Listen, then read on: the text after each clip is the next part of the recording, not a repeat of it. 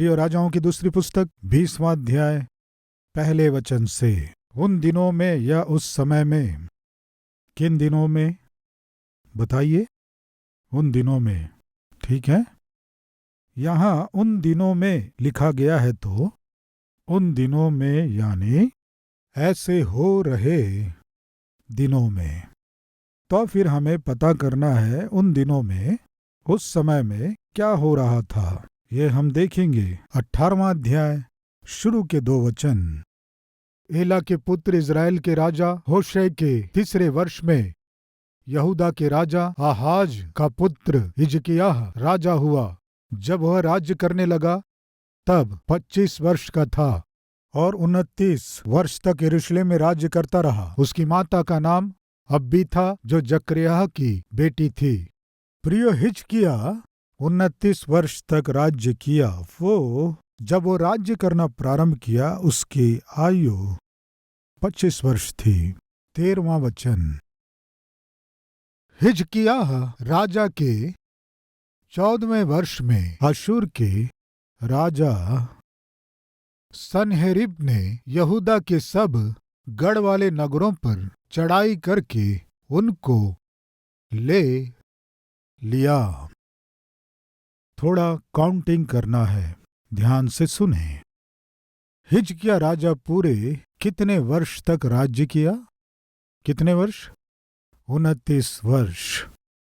फिर से पढ़ रहा हूं, 18वां अध्याय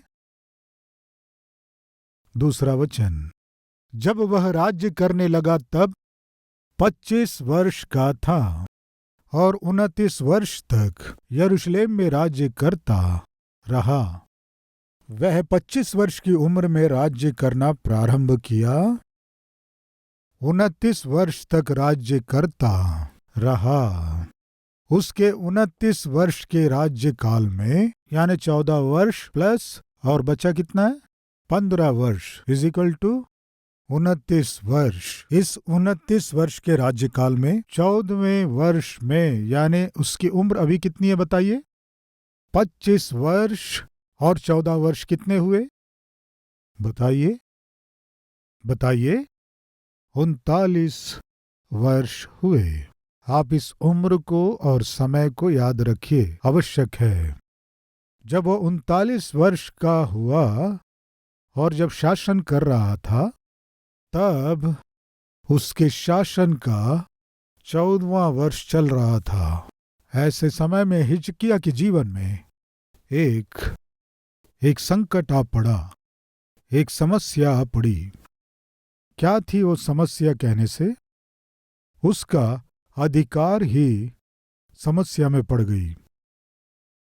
उसका जो पोस्ट था, उसकी जो पदवी थी, उसका शासन खतरे में पड़ गया। कारण क्या था कि शत्रु अचानक उसके राज्य पर हमला कर दिया। हिजकिय्याह राजा के 14वें वर्ष में अशूर के राजा सन्हेरीब ने यहूदा के सब गढ़ वाले नगरों पर चढ़ाई करके उनको ले लिया।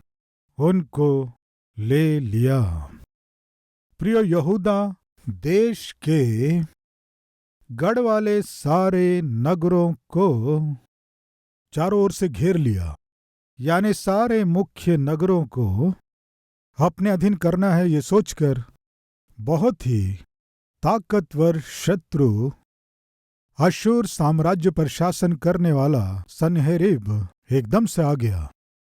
आकर उन सारे नगरों को वो घेर लिया। चारों ओर से घेरना ही नहीं, हिजकिय्याह को एक चुनौती दिया। क्या है जानते हैं? मैं तुम्हारे देश को अपने अधीन करने जा रहा हूं, तुम्हें मैं देख लूंगा। मेरे हाथ से तुम्हें छुड़ाने वाला कौन है, मैं देखूंगा। चेतावनी दिया। आज परमेश्वर के वचन को सुनने वाले प्रिय भाई और बहन, आपके जीवन में आपको चुनौती देने वाले कोई हैं क्या? डराने वाले कोई हैं क्या? दुख देने वाले कोई हैं क्या? भय दिलाने वाले कोई हैं क्या? वे आपसे ताकतवर दिखाई दे रहे हैं क्या? उनका सामना करना आपके लिए असंभव है क्या? तो क्या करना है? पढ़ रहा हूं 19 वचन से। रबशाके ने उनसे कहा, हिजकिय्याह से कहो कि महाराजाधिराज अर्थात अशूर का राजा यूं कहता है, तू किस पर भरोसा करता है? तू जो कहता है कि मेरे यहां युद्ध के लिए युक्ति और पराक्रम है, वह तो केवल बात ही बात है। तू किस पर भरोसा रखता है कि तूने मुझसे बलवा किया है? सुन, तू तो उस कुचले हुए नरकट अर्थात मिस्र पर भरोसा रखता है। उस पर यदि कोई टेक लगाए तो वह उसके हाथ में चुभ कर छेदेगा। मिस्र का राजा फिरौन अपने सब भरोसा रखने वालों के लिए ऐसा ही है। फिर यदि तुम मुझसे कहो कि हमारा भरोसा अपने परमेश्वर यहोवा पर है, तो क्या यह वही नहीं है जिसके ऊंचे स्थानों और वेदियों को हिजकिय्याह ने दूर करके यहूदा और यरूशलेम से कहा कि तुम इसी वेदी के सामने जो यरूशलेम में है दंडवत करना? तो अब मेरे स्वामी अशूर के राजा के पास कुछ बंधक रख, तब मैं तुझे 2000 घोड़े दूंगा। क्या तू उन पर सवार चढ़ा सकेगा कि नहीं? फिर तू मेरे स्वामी के छोटे से छोटे कर्मचारी का भी कहा न मानकर क्यों रथों और सवारों के लिए मिस्र पर भरोसा रखता है? प्रिय अशूर का राजा अपने दास को भेजकर सवाल कर रहा है, तुम अपने परमेश्वर पर अपने मित्रों पर निर्भर हो रहे हो तो सुनो। तुम चाहे अपने परमेश्वर पर निर्भर हो या अपने मित्रों पर निर्भर रहो, अशूर राजा के हाथों से तुम्हें छुड़ा पाना किसी से भी संभव नहीं होगा। 28वें वचन से। तब रबशाके ने खड़े हो यहूदी भाषा में ऊंचे शब्द से कहा, महाराजाधिराज अर्थात अशूर के राजा की बात सुनो। राजा यूं कहता है, हिजकिय्याह तुमको धोखा देने न पाए, क्योंकि वह तुम्हें मेरे हाथ से बचा न सकेगा, और वह तुमसे यह कहकर यहोवा पर भरोसा कराने ना पाए कि यहोवा निश्चय हमको बचाएगा और यह नगर अशूर के राजा के वश में न पड़ेगा। हिजकिय्याह की मत सुनो। अशूर का राजा कहता है कि भेंट भेजकर मुझे प्रसन्न करो और मेरे पास निकल आओ, और प्रत्येक अपनी अपनी दाखलता और अंजीर के वृक्ष के फल खाता और अपने अपने कुंड का पानी पीता रहे। तब मैं आकर तुमको ऐसे देश में ले जाऊंगा जो तुम्हारे देश के समान अनाज और नए दाख मधु का देश, रोटी और दाख की बारियों का देश, जलपाइयों और मधु का देश है। वहां तुम मरोगे नहीं, जीवित रहोगे। तो जब हिजकिय्याह यह कहकर तुमको बहकाए कि यहोवा हमको बचाएगा, तब उसकी न सुनना। क्या और जातियों के देवताओं ने अपने अपने देश को अशूर के राजा के हाथ से कभी बचाया है? हमात और अर्पाद के देवता कहाँ रहे? सपवैम, हेना और ईवा के देवता कहाँ रहे? क्या उन्होंने शोमरोन को मेरे हाथ से बचाया है? देश देश के सब देवताओं में से ऐसा कौन है जिसने अपने देश को मेरे हाथ से बचाया हो? फिर क्या यहोवा यरूशलेम को मेरे हाथ से बचाएगा? रबशाके क्या कह रहा है?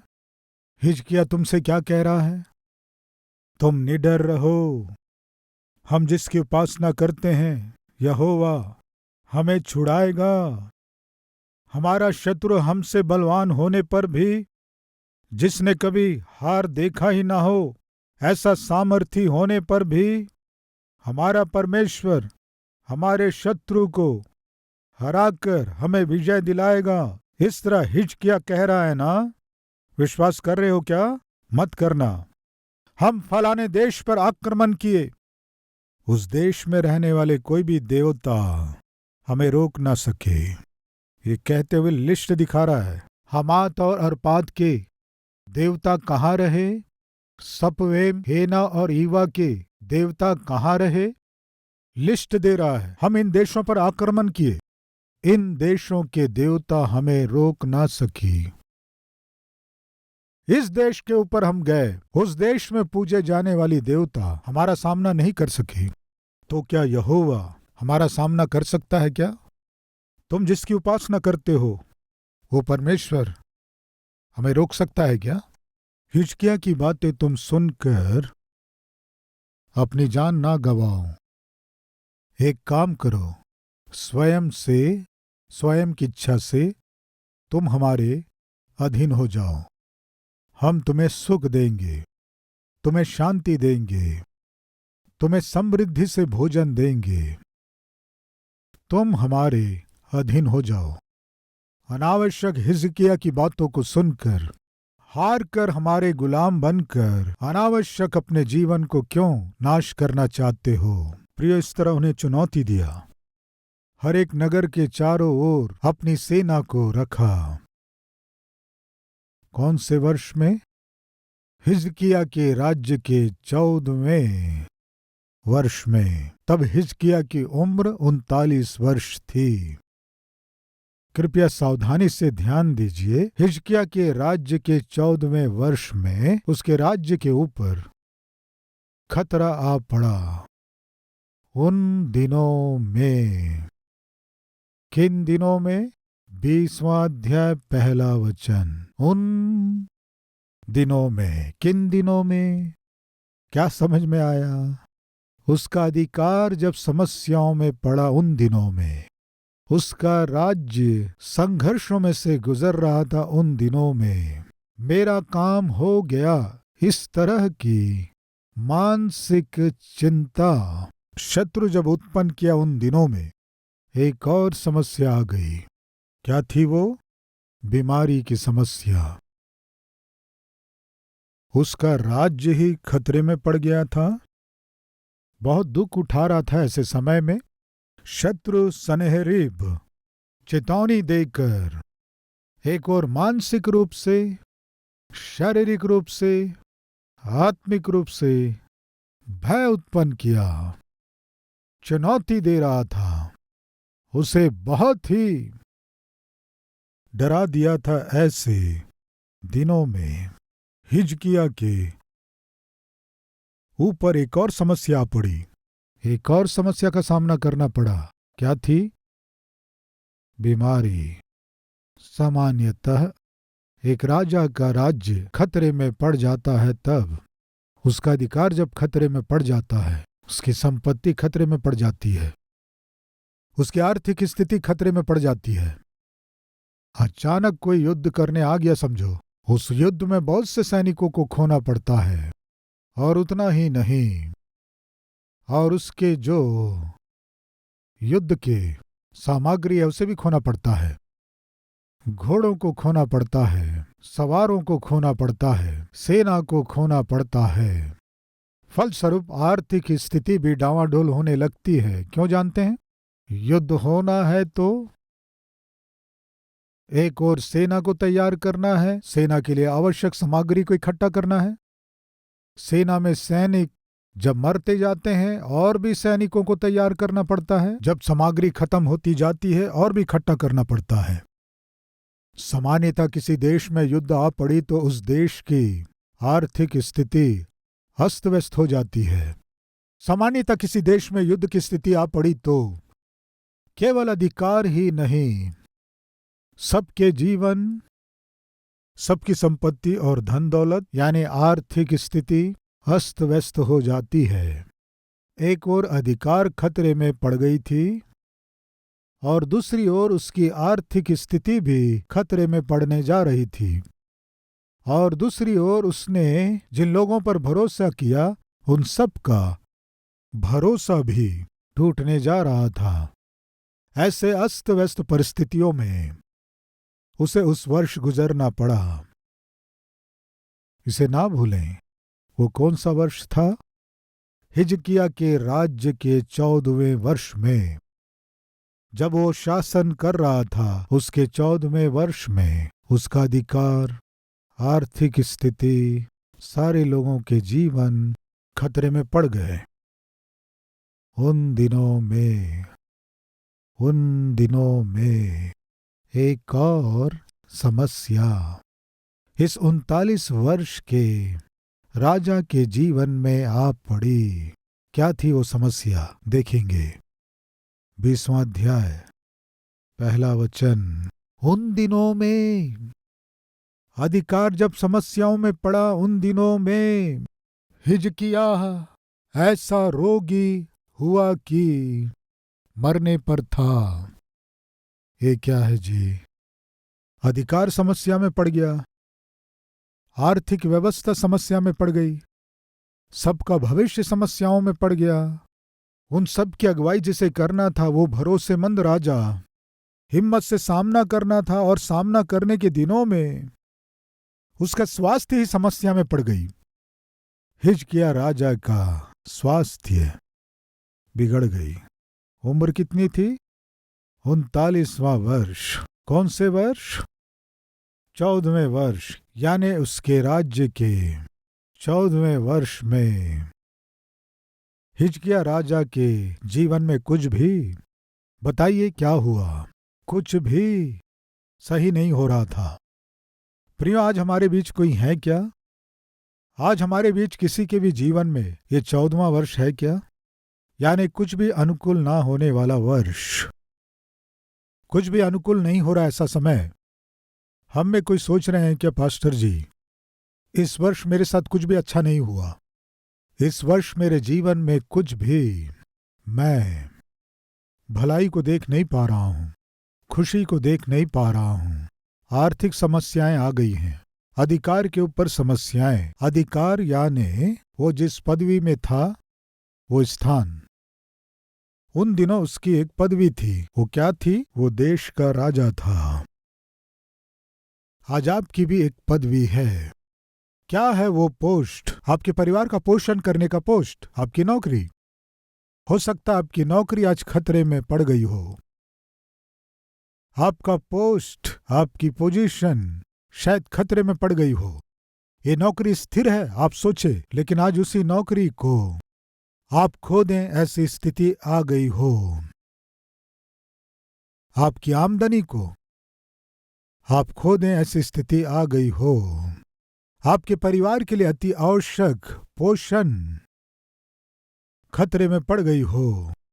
उस नौकरी को आधार बनाकर शायद आपने लोन लिया होगा। व्यापार में मिल रहे लाभ को आधार बनाकर आपने कर्ज लिया होगा।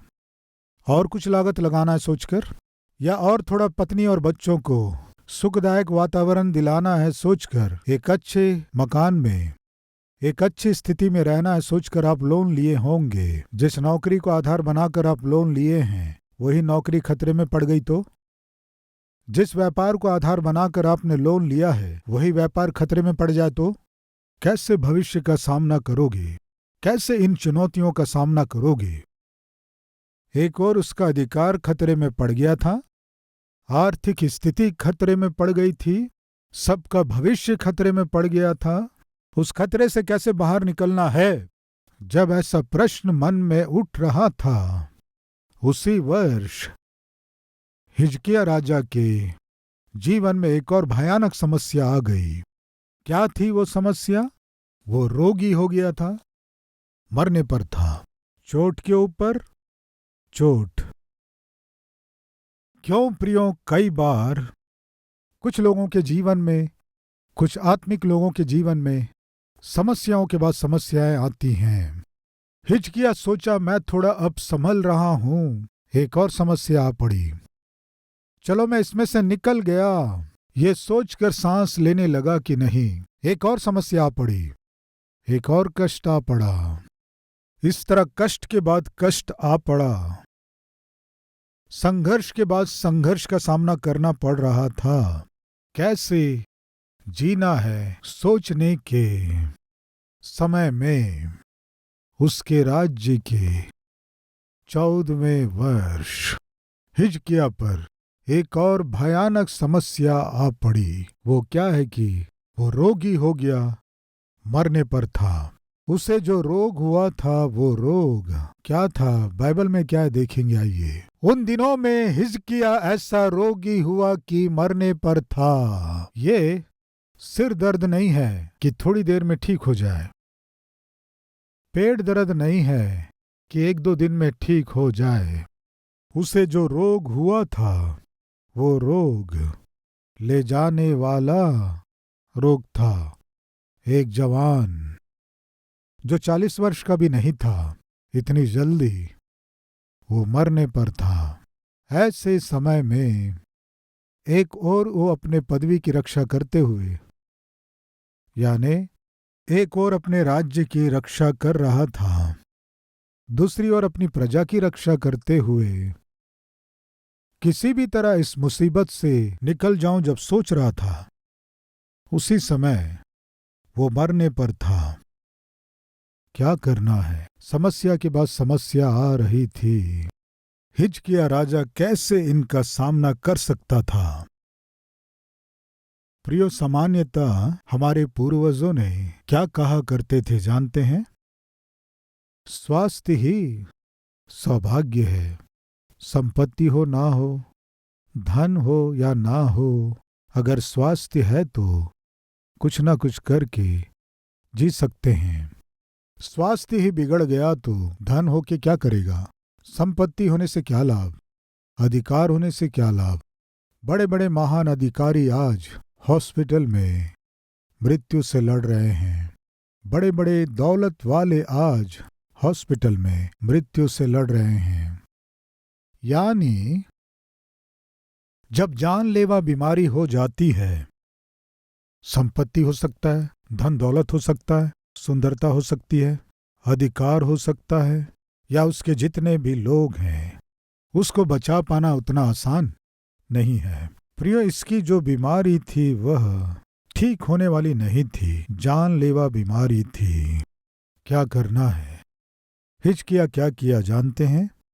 आंसुओं की प्रार्थना। आज हमारे बीच कोई है क्या? प्रभु, मेरा स्वास्थ्य बिगड़ रहा है, मेरी आर्थिक स्थिति दिन प्रतिदिन बिगड़ती जा रही है, मेरी सारी आशाएं मिट रही हैं, जीवन के प्रति ही मेरी आशाएं दिन प्रतिदिन मिट रही है, मेरी समस्या दूर होगी मुझे नहीं लग रहा है, मेरा कष्ट दूर होगा मुझे नहीं लग रहा है। ऐसे समय में मैं क्या करूं कि मेरे अच्छे दिन आ जाएं? ऐसे आप कह रहे हैं क्या? तो सुनिए। ऐसी स्थिति में से जब हिजकिय्याह गुजरा, वो क्या किया जानते हैं? आंसुओं की प्रार्थना। प्रिय, दोनों हाथों को उठाकर आंसुओं के साथ पूरे मन से प्रार्थना कीजिए, प्रार्थना कीजिए। प्रभु के सम्मुख आप जो प्रार्थना करेंगे वो आपके जीवन में अद्भुत काम करेगा।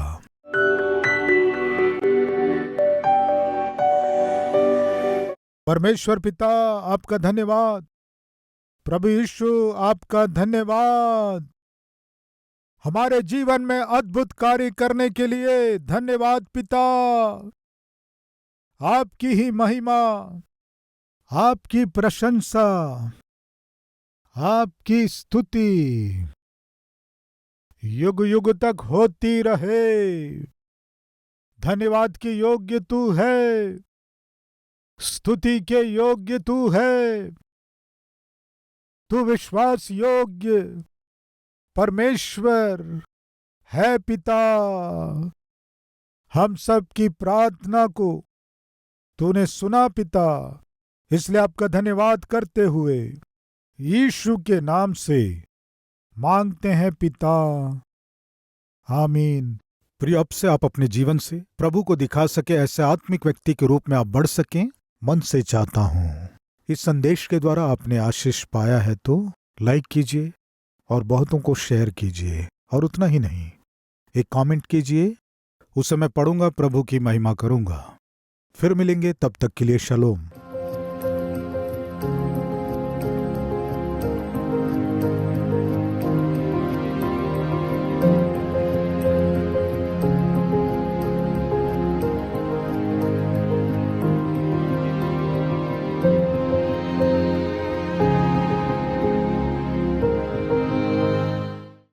हमारा पता Calvary, post box number 30, Kukatpally, Hyderabad 72।